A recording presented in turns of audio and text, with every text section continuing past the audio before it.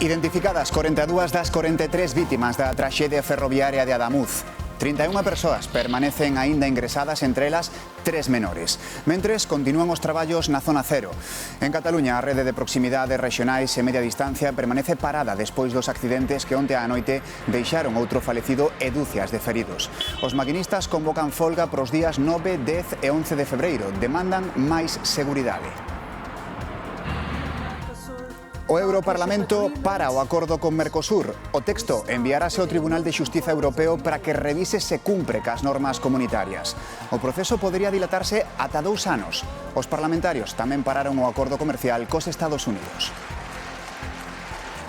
Galicia está baixo a influencia de diferentes avisos por vento, chuvia e incluso por neve. Máxima precaución no litoral, especialmente no da Coruña, onde hai aviso de nivel vermello. Ollo porque a situación seguirá así varios días.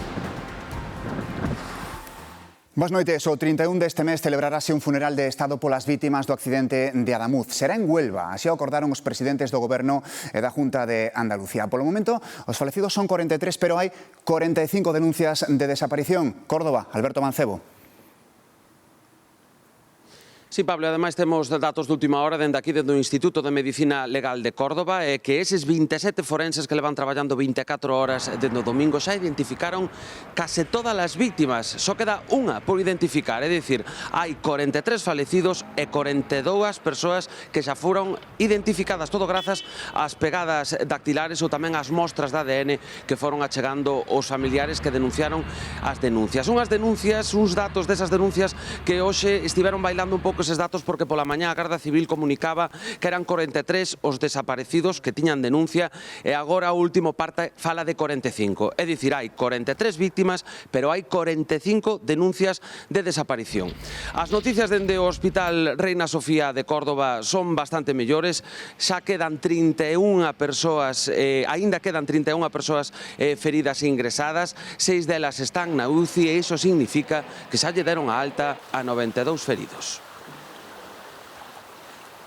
Ademais da investigación técnica da que se encargará a CIAF, a Comisión de Accidentes Ferroviarios, para a xudicial, dada a complexidade, vai contar con 3 fiscais. A xuíza encargada do caso é a de Montoro e dase a circunstancia que estrea praza. Mentres, o ministro de Fomento comprometeu transparencia absoluta, pero dixo non vai facer especulación sobre as causas do sinistro. O único que se pode descartar por completo, dixo, é o erro humano.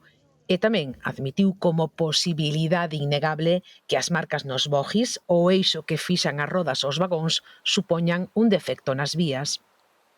Sería muy aventurado decir que las marcas existentes en los bogies suponen automáticamente un defecto en un problema en la infraestructura. Es una posibilidad innegable, pero yo no puedo establecer ese criterio porque ni siquiera lo hacen los técnicos que están en este momento a cargo de la investigación. Desde o Adif aseguran que non atopan ningún fallo que explique o accidente e que as inspeccións previas ao sinistro foron correctas. De estas 4 inspecciones de las que tenemos evidencias y control, no se ha detectado o no se detectó en ese momento ningún fallo que a priori evidencie una relación con el accidente. No hay detectada ninguna anomalía, es decir, ni detalles que a priori puedan tener una relación directa o indirecta.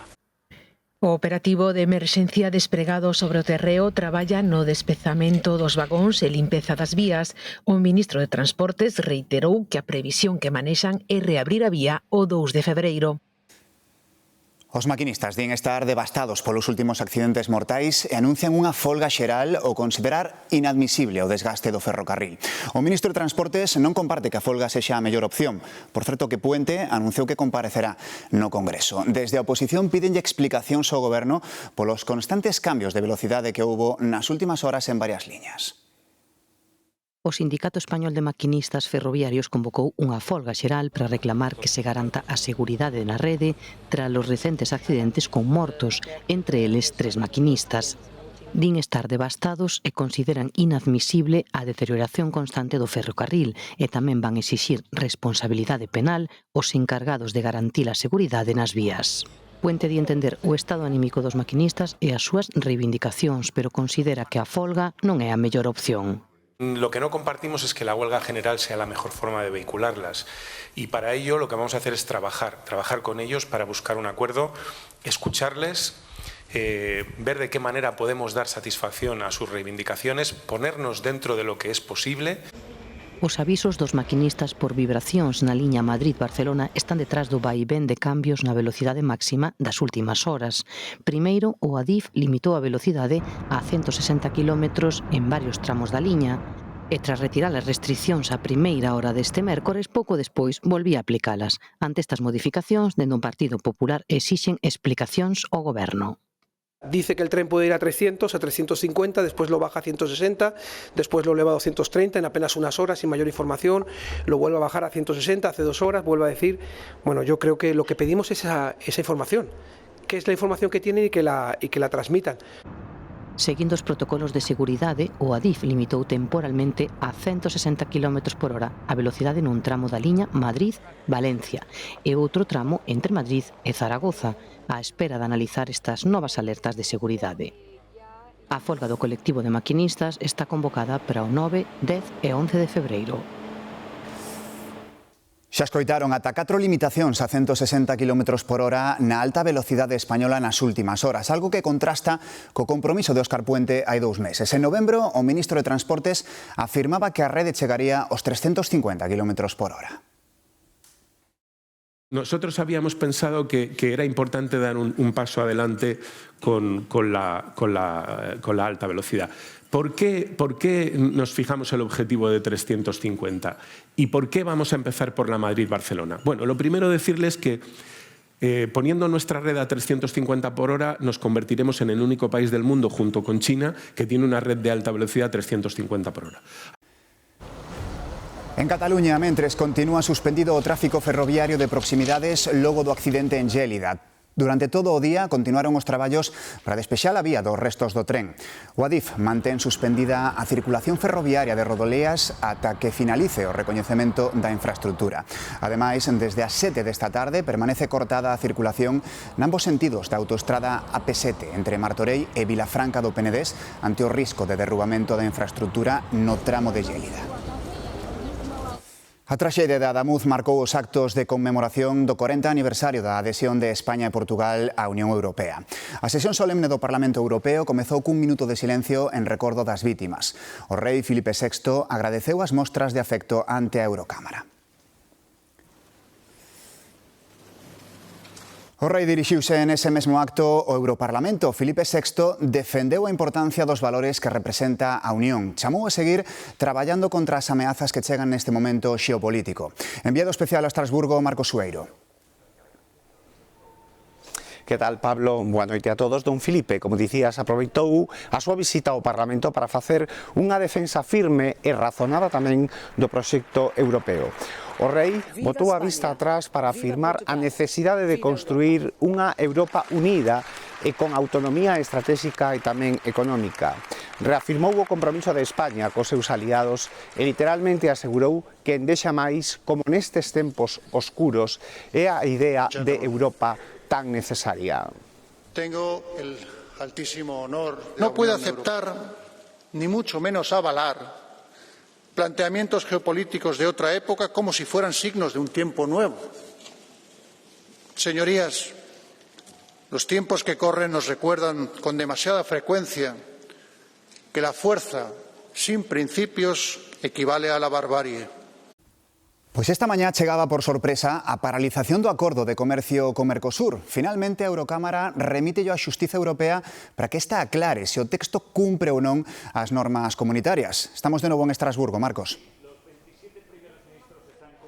Si foi tras unha votación axustada promovida polos grupos de esquerda minoritarios, o Parlamento remite o acordo, como dicías, Pablo, ao Tribunal de Xustiza para que revise se este acordo con Mercosur é compatible cos tratados o que supón na práctica paralizar o tratado o acordo ata que se pronuncie a Xustiza Comunitaria. Esta votación, dicía, foi impulsada polos grupos de esquerda e contou co apoio da dereita de patriotas. O tratado tamén conta coa oposición de países como Francia e Polonia. Polonia. Mención merece, por certo, a postura do goberno español partidario do acordo. Gracias, Marcos. Os agricultores celebran a paralización dese acordo. En Lugo, gandeiros e agricultores retirarán os tractores da rolda da muralla ás 10:30 desta noite. Estamos contentos, pero, bueno, hai que seguir loitando, a ver se ao final impera o sentido común e non se firma ese tratado que eu creo que sería unha gran noticia para toda a comunidade agrogandeira de Galicia e do resto de España. O que si se mantén convocado para este venres é un novo paro do transporte por estrada na provincia da Coruña. O goberno galego chama a patronal dos autobuses e os sindicatos a que busquen unha solución.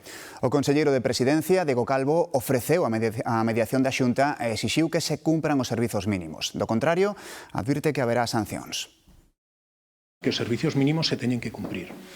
E eu fago un chamamento, por unha parte, os sindicatos. Non pode ser que se bloqueen os servizos mínimos. Non pode ser que se bloqueen os servicios de transporte para os colexios e que non se faga absolutamente nada. Entón, as empresas despedimos que exiximos que cumplan eses servicios mínimos, que se non se cumplen, lóxicamente, se levantarán as actas correspondentes. Do exterior, continúa o foro de Davos hoxe ca participación de Donald Trump. O presidente dos Estados Unidos descartou usar a forza en Groenlandia, pero insistiu en abrir negociacións para a súa anexión. Nos últimos minutos anunciou nas súas redes sociais que ultima os términos dun acordo no seo da OTAN sobre ese territorio, sobre Groenlandia. Aquí de volta en Galicia, o temporal non dá tregua. Estará a toda a comunidade estes días baixo a influencia de diferentes avisos por vento, por chuvia e mesmo por neve. Pero agora mesmo o peor está no litoral da Coruña. Ali o aviso elevouse a nivel vermello e hai que extremar as precaucións, Alejandro. Sí, efectivamente, agora mesmo o peor está aquí neste litoral da provincia da Coruña, onde dende as 9 da noite está activo ese aviso vermello por ondas que poden superar os 9 metros de altura e tamén por ventos de forza 7. Agora o que toca, como ti ben indicabas, Pablo, é extremar as precaucións. Aquí na cidade de Herculina están pechadas as praias e tamén algúns treitos do paseo marítimo. Nas vindeiras horas, máis avisos por chuvia, vento e tamén malamar. Son as primeiras consecuencias que nos deixa esta nova borrasca con nome propio, a borrasca Ingrid. O temporal en España deixa unha vítima mortal. En Xirona atoparon o corpo do home o que arrastrou onte a riada. É unha persoa de 63 anos que ia na súa furgoneta cando levou a forza da auga. Esta mañá, cando baixou o nivel do río, conseguiron por fin acceder ao lugar en que estaba o vehículo e encontraron a esta persoa, este home de 63 anos, dentro. A xuíza envía a prisión a 4 dos 7 detidos na última operación contra o narcotráfico nas provincias de Pontevedra e da Coruña. Os investigadores vinculan os arrestados cunha rede de distribución de cocaína. Rexistros na Coruña nun local que foi zapatería deportiva pero que leva un tempo baleiro nunha rúa en pleno centro da cidade. Mucha policía, Guardia Civil e Policía Nacional, muchos agentes, incluso había un perro. Trajeron a una persona que estaba completamente tapada y yo imagino que esposada porque iba con las manos así hacia adelante. Fue muy rápido porque yo creo que en una hora ya estaba liquidado. E de maneira coordinada, rexistros tamén en Arteixo, onde supostamente se interviñeron 2 coches marcados para a distribución da droga. E tamén no sur. O centro de compra é o Sainés. Casi todos os grupos, organizacións, a gran maioría, veñen aquí a proverse de sustancias. En Pontevedra houbo redada nun chaledo rural e nunha adosada dunha urbanización de luxo da Caíra, en Poio, unha zona con vistas privilexiadas. Ali detiveron un vello coñecido das unidades da loita contra as drogas, un home que, segundo a veciñanza, vivía todo trapo e que xa caerá ao menos en 2 operacións anteriores relacionado tamén con alixos de cocaína que chegan a Galicia por mar. É unha práctica habitual, segundo nos contaban recentemente, na UDICO de Pontevedra. O que fan as organizacións galegas é cobrar o seu traballo moitas veces en especie, quedándose como a parte desas sustancias estupefacentes e despois distribuyen pois por Galicia. En total, 7 detidos que formarían parte dun mesmo grupo criminal. A xuíza acaba de mandar a prisión os 4 da provincia da Coruña, un xa detido domingo. A presenza de lobos cada vez máis preto das casas preocupa a veciños e cazadores na zona norte de Santiago. Nos últimos días mataron 3 cans. Ante esta situación, os cazadores do Tecor Castromaior a Gracia decidiron suspender as batidas de raposo e os adestramentos dos seus animais. Neste caso non foi un lobo solo, tuveron que ser como mínimo 2, porque os 2 cans apareceron un neste lugar e outro pois aproximadamente aos 40 metros de aquí. E iso, claro, cando un lobo ataca a un can, os outros marchan. Luís volve por primeira vez ao lugar onde os lobos mataron 2 cans do grupo de cazadores cos que saíra este domingo. Estamos nos montes do norte de Santiago que rodean a aldea de Miramontes. Un dos participantes viu un lobo, era moi grande. Al principio non nos relacionamos con que estaba detrás dos cans, pero bueno, a ver que os cans pararon tan de repente xa nos demos conta de que efectivamente algo estaba pasando. E como nós temos os cans con localizadores para saber en todo momento por onde andan, viñemos rapidamente cos coches. Hai son unhas semanas un can seu tamén foi vítima do ataque dos lobos. A situación preocupa aos cazadores e tamén a trintena de veciños que viven no lugar. Pois estamos a menos de 50 metros das casas. E sabemos que o lobo anda por aquí, o lobo ou lobos, pero nunca matou tan cerca das casas. E un compañero que molle 5 cans, como molle 5 cans un día cazando aí no polígono do Tambre. Polo momento, os cazadores do Tecor Castro Maior a Gracia suspenderon as batidas do raposo e os adestramentos ante o temor a perder máis animais e reclaman que as administracións tomen medidas. Galicia prepárase para un eclipse total de sol o vindeiro 12 de agosto. Nunha faixa de case 200 kilómetros que vai desde a Costa da Morte ata Valdeorras, farase noite en horario diurno, en pleno día. Ante a previsión de desplazamentos e de moitos actos para contemplar o fenómeno, a Xunta creou unha comisión para que todas as consellerías se coordinen na organización deste especial momento. Como mellor se entende un eclipse, como lle lo explican aos nenos no Observatorio Astronómico, coa bola do mundo. Aquí estaría Galicia, España, entón chega un momento que efectivamente a sombra da lúa tapa. Os eclipses de sol solamente se ven en unha pequena proporción de terreo, aproximadamente por termo medio uns 200 km de ancho, nada máis. De maneira que observar un eclipse total de sol nun lugar concreto é unha excepcionalidade. Tan excepcional que o último que vimos na Península Ibérica foi en 1912. Case instantáneo puídose ver no barco en Berín, onde case parece maxia, van volver ter ese privilexio. Un eclipse que en Galicia vai a ser unha das comunidades autónomas onde mellor se vai a poder observar. Contemplamos que se van a producir moitos desplazamentos de moita xente. Porque coa eclipse total chega o turismo astronómico, desprazamentos, e esta comisión da Xunta nace hoxe para divulgar información, coordinar e previr problemas e incidentes. Para ese día, 12 de agosto, xa pecharon 5 transatlánticos na Coruña e xa hai reservas nos hotéis. E a totalidade realmente vai durar moi pouco. Por exemplo, en Coruña van a ser 80 segundos, en Lugo vai ser un pouco máis, donde máis vai ser en Galicia vai ser efectivamente na costa, na mariña de Lugo. Farase noite por 1 minuto e pico sobre as 8:30 da tarde, unha escuridade que ademais cadra co día das Perseidas, así que a eclipse pode permitir que vexamos as vaguas de San Lourenzo en horario diurno. Conta atrás para ese eclipse de agosto. Vexamos onde se vai poder seguir mellor. Na área sombreada están os lugares, van ver, onde se verá parcialmente esta área sombreada de cor amarelo. Referímonos á parte norte de América, a Groenlandia, a prácticamente toda Europa e oeste do continente africano.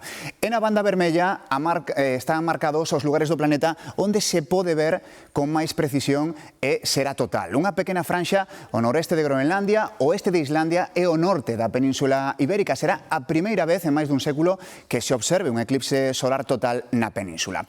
Outro mapa. Neste vemos como será o seu paso por ela. Ven como avanza esa sombra e poden apreciar como a provincia da Coruña é onde primeiro se poderá apreciar, seguida da de Lugo, algún punto de Castela e León, despois Madrid e rematando nas Baleares. Seguimos ollando cara ao ceo porque estes días son abundantes en auroras boreais. A responsable é a maior tormenta solar en 20 anos, o que fixo que se captaran non só no Círculo Polar Ártico, que é onde adoitan verse, senón tamén en latitudes inusuais, como aquí en Galicia. Antonte captouse unha en varios puntos da provincia de Pontevedra. Esta que ven, graváronha no Canadá. E esta é outra perspectiva do fenómeno. Captouna un astronauta ruso na Estación Espacial Internacional, a 400 kilómetros de altura. De novo na terra, contámoslles agora a historia dun mestre galego que leva anos percorrendo o mundo a pé, en barco e en bicicleta. Quere demostrar que é posible facelo con pouco diñeiro e sen medos. Agora pedalea cara ao Sáhara e comparte as súas aventuras en galego na súa canle de YouTube.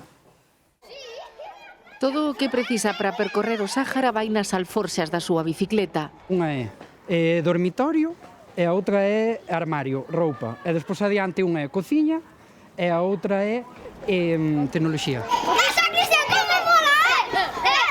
Este mestre aventureiro deixa as aulas por uns meses, pero a súa viaxe será a mellor das ensinanzas para os seus alumnos. Poderei andar un paso? Vos credes que podémoslo enfocar polo lado de xeografía, polo lado de que viaxar non é tan caro como eles poden pensar.